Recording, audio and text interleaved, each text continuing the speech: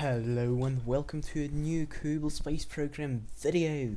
Today I'm gonna showcase you a easy shuttle, like not really an easy shuttle though, a space shuttle which is 100% reusable, including the launcher of course. So here we are in the space plane hangar, and you can see the lovely craft here.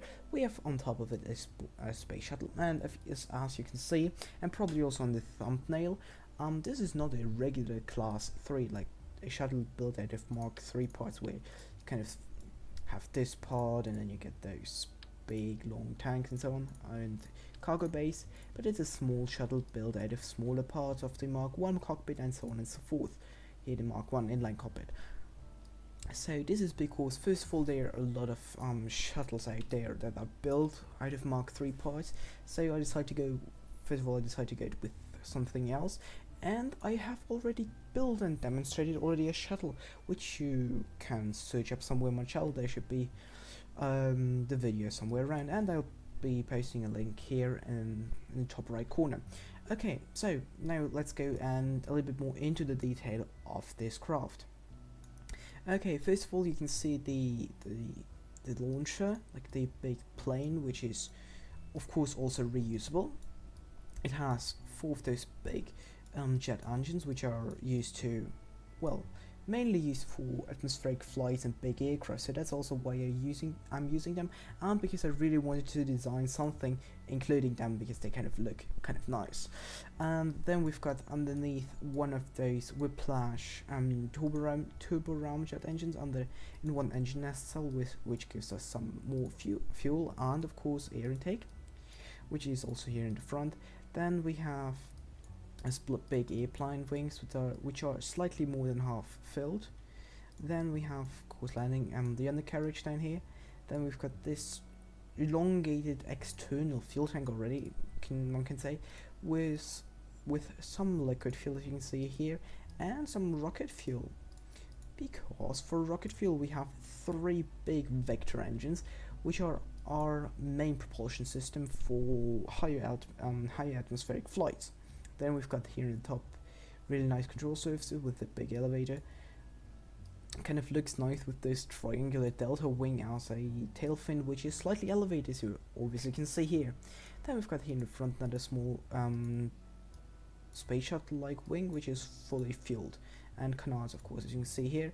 And then as the main body we have the one small rocket fuel fuselage and one of the very big fuselages, and then also one cargo bay, and in this cargo bay you can see a propor, some batteries. Down there should be also a reaction wheel.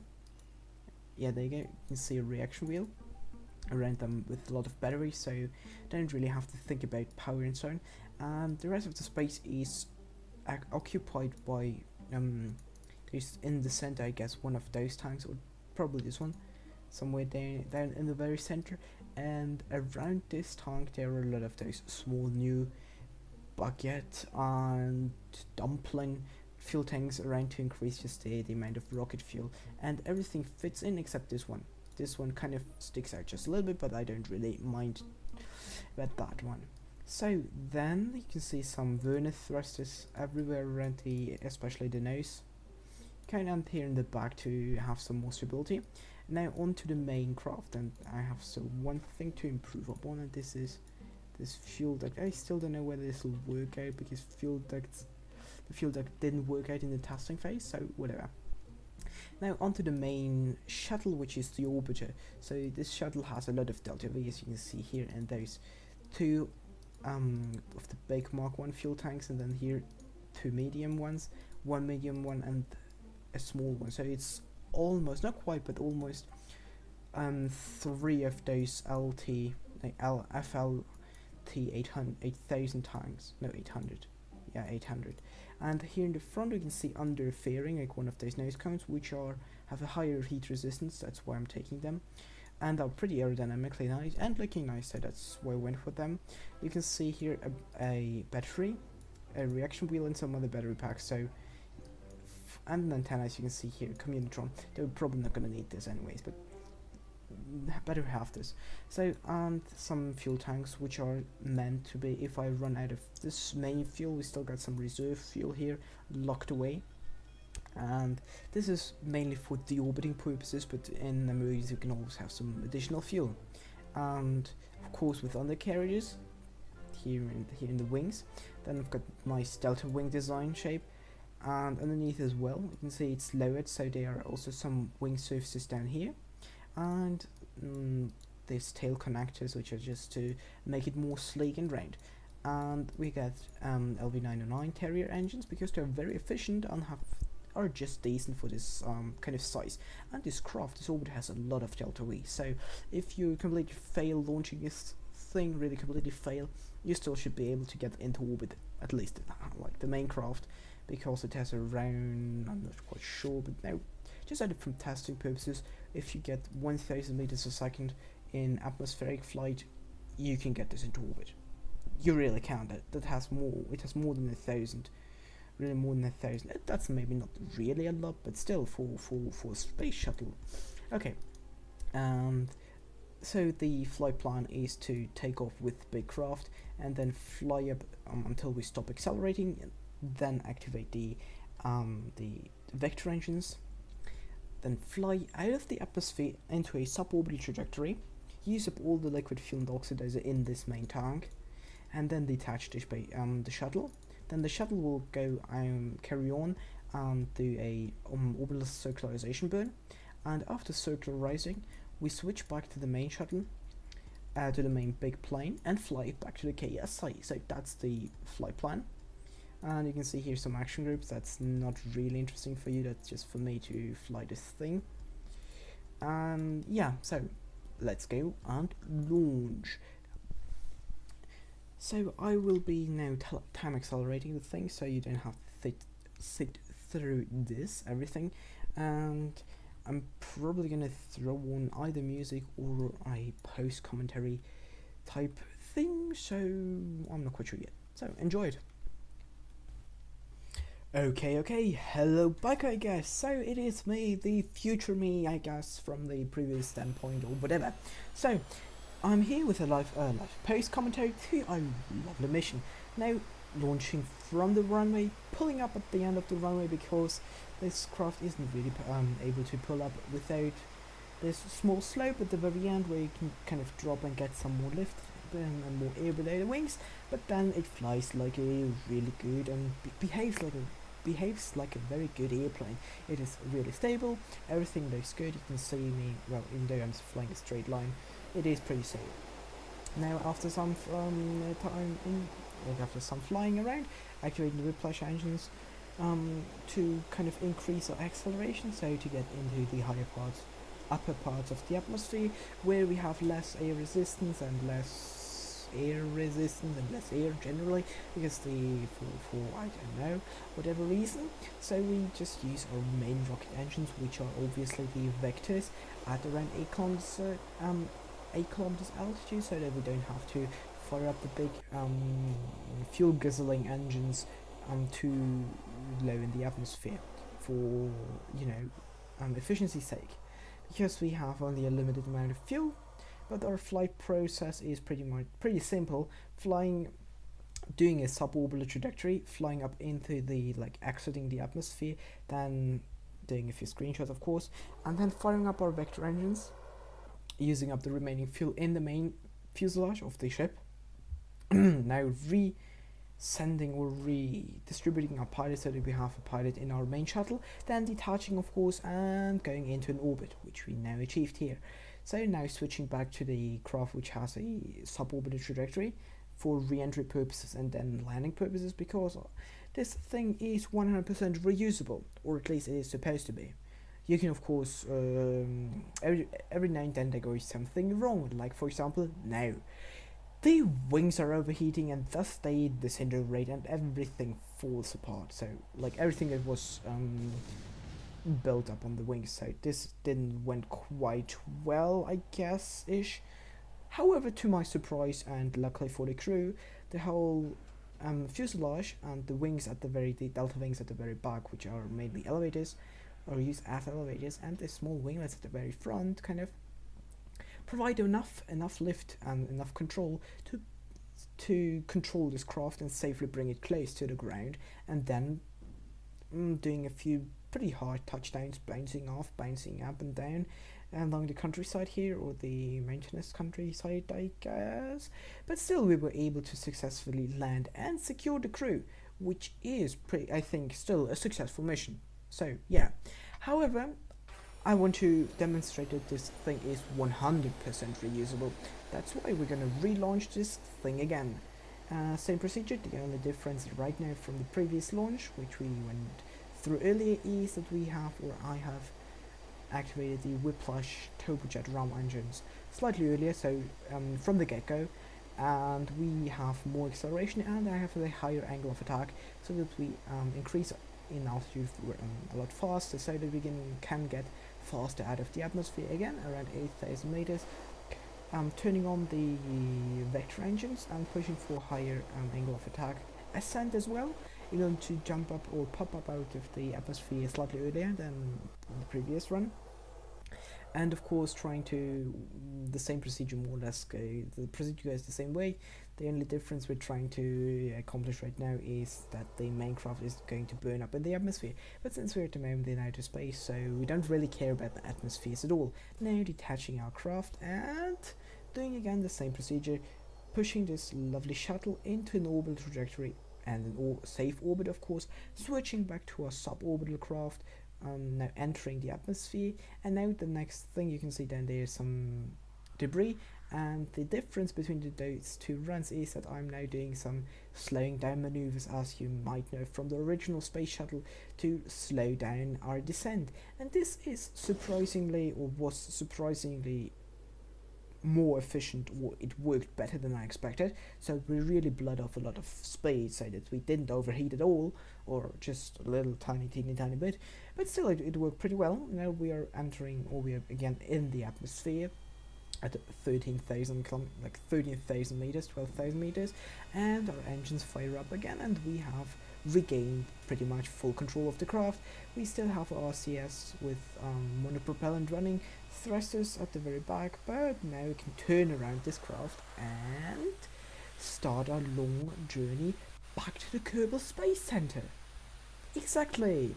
You heard me right, we have 1,400 units of fuel, or we have 1,400 units, now we are back down to 1,100 units of fuel, and we're gonna fly everything back.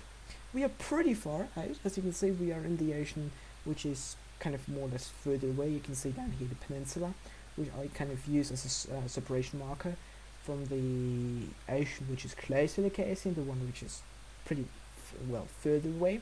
But everyone has their own kind of, I don't know, not original names or naming or whatever, but I just kind of think it's pretty far flying only from this peninsula back to KSP, and we were even further on this peninsula, so it's quite a journey, as you see.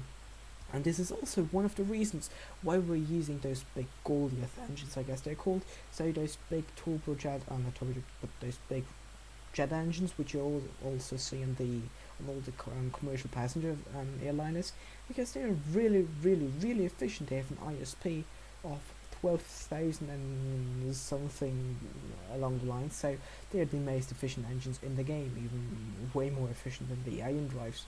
Yeah, because they are jet engines, obviously, and they're the most efficient jet engines by magnitude. No, not quite double, but still, they're pretty good. That's what I want to say. Anyways, now we are approaching the KSP with 160 units left of liquid fuel. Pretty decent. I mean, we still have some margin of error. You can see we probably would have enough fuel to even now turn around and fly to the island runway and fly again back. But that's probably pretty much it. Anyways, back to the landing approach. We are having our air brakes deployed, slowing down for touchdown, and we got a touchdown. However, we jumped up a little bit, and then on the second touchdown, we broke off our left wing, which is really bad and annoying and disappointing. So, reload. We're going to try this again. I'm going to demonstrate you guys that this thing is 100% reusable. However, on reloading, the Kraken tore all the wings apart. So let's try it again. So I'm gonna, as you see, I didn't do anything. We were here earlier, as you can see, the whole footage is uncut, so no cuts in there. So you can really see how everything went. Now reloading the same thing, now really slowly with the escape button to kind of give it as much time to load as possible. However, it still just decided to blow itself off, which is really annoying. So I came up with a pretty good idea, since it has to work. Going into the cheat menu, activating unbreakable joints, no crash damage, and then also those two part clipping in editor, even though I have no clue what this means, and non-strict whatever. So we're gonna reload it again using those cheats, yeah, because we were earlier there, so that's not really cheating, it's just loading a quick save file. As you can see here, we are now flying, and I'm going to disable all those cheats, since I want to show you that it is possible without cheats. Anyways, now going into the next slightly time accelerated mode, approaching the runway slightly faster, deploying the landing it slightly earlier, but still everything looks fine, doesn't it? Coming in for good approach here, lying with the runway more or less, pulling up, slowing our vertical speed down, and now we are slightly tilted to the left of the runway, trying to correct and now touching slightly down, but no real contact with the ground. Then overcorrecting, now overshooting to the right side of the runway, trying again to correct with our yaw control, and we are pretty much at the end of the runway and we still haven't touched down. Then we have finally a touchdown, but we slammed 2 of our 4 main engines into the ground. So technically I guess it is still a successful landing. As you can see, we slowed down and more or less stopped there, but we lost 2 of our engines, so a few things got destroyed, and here I rammed another one into the wall, or the lamp. Now reactivating the cheats, reloading, and we're gonna try it again. If you count all those failures, I mean, just exploding Kraken is I guess the 5th try, but I'm not really counting them, so it's the 3rd try on landing this craft, and everything goes the same.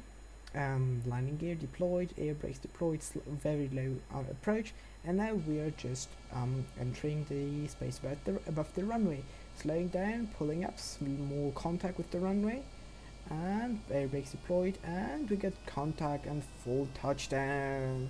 Nice.